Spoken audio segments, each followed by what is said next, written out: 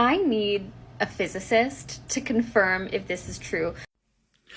Well, Katie, I trained as a physicist. I work as an author and a children's entertainer, but my background is in physics, so I believe I can answer this question. Katie's question is simple. If you're involved in an energetic disassembly over sea, in other words, if your plane explodes and you fall 30,000 feet, she says that she was told as a child that as you were falling, if you took off your shoe and dropped it, it would hit the water before you and break the surface tension, so that when your body slammed into the water, it wasn't slamming into the water with the force of landing on a concrete pavement. Is this true? Well, there are a number of factors to consider, and the surface tension is definitely one of them.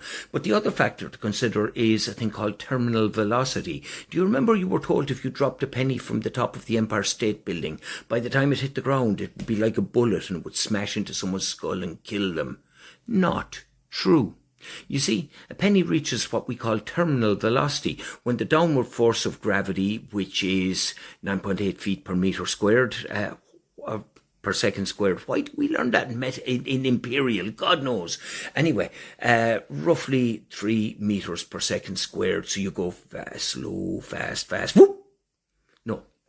You see, there is an upward pressure of air resistance as well. And at some point they balance out and you reach a steady state speed, which in case of a penny will not smash your skull in. In the case of a human body, if you dive straight nose down into the ground, you will reach a terminal velocity of roughly 400 kilometers per hour. You will smash into the sea and kill yourself. But if you spread eagle yourself and waft your way down, well, you won't waft, you're a human, you weigh something, but you will reach a terminal velocity of maybe 100 kilometers per hour. And if you fall randomly, it might be 150 to 180.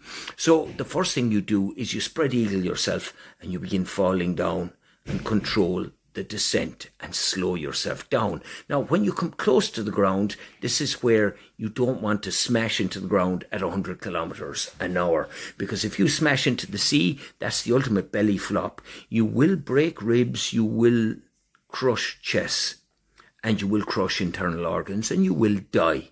It's that simple. It is not the same as hitting concrete. The surface tension of water has a lot more give than concrete does, but it doesn't have enough give to make that a soft landing, not by a long way. So what you've got to do is, just before you reach the ground, the sea, you either go head first or feet first and hit the ground. Now, if you go head first, the possibility is your neck might not be aligned properly. Your hands will break as they break the surface tension, and then your forehead will hit the surface and your neck will snap. You could kill yourself. So you actually got to hit the water feet down with your toes pointed. You will break the water with your feet in your shoes. Otherwise you're going to break your toes. And then you begin going through the water. Here's where it gets complicated again. You see, humans have positive buoyancy. We float. But well, unless you're Arnold Schwarzenegger, muscle is dense.